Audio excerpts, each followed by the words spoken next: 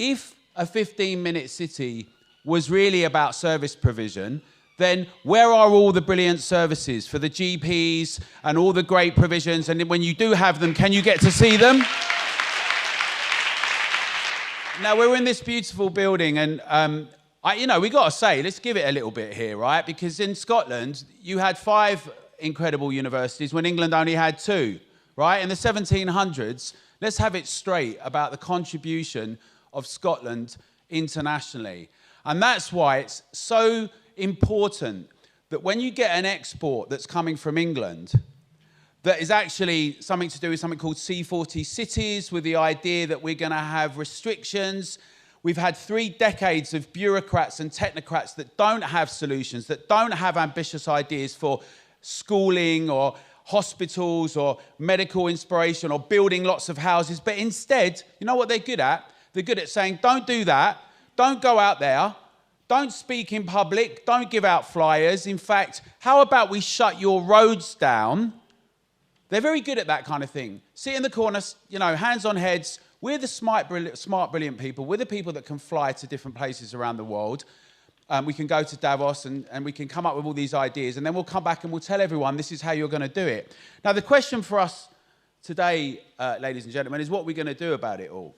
Because we've heard these things, and of course, if one thinks these are very good measures, you're in great shape, right? Because you've got £1 billion being spent in some boroughs on these things. In Scotland, that's the amount of money that's being spent. So you've got good company. You've got Sustrans, talking about Chicago, an American company. You've got Sustrans that, check this out, they not only do the consultations with the local councils, but they then execute and implement these things and then make money for them. Very objective, very balanced, very democratic, I think not.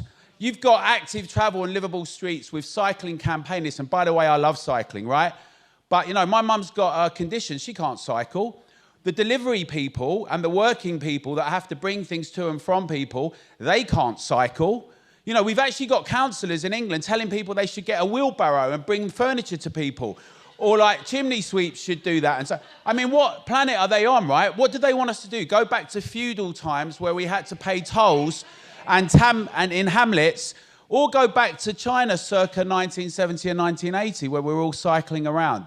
Now, I think that this requires a really, really robust debate and discussion with those who have different ideas, but it also requires action. We heard that recently things are changing. We've seen that in Warrington, locals got together, residents, businesses, many have very different views. We've worked with people that are or have been in the Labour Party, in the Lib Dems, independents, Greens, and people that never will go near a political party. People who didn't agree with my views about COVID or anything else about what was done, but who are united on the idea that we should have an open, democratic, accountable situation about our streets and cities. And that you might say that that was a once-in-a-lifetime thing that happened for 3 years, right? And whatever your views on that. But we're not keep having a permanent state of crisis where they just tell us, be quiet, do as you're told, we're the smart people, you're all stupid. We're not having it, right? We're not having it.